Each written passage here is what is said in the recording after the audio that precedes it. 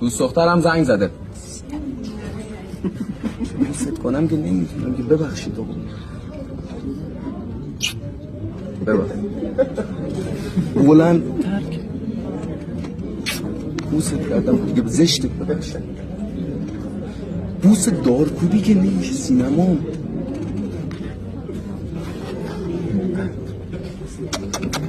بیا بوست دارکوبی. سریعتر بوس کن چی عزیز نمیشه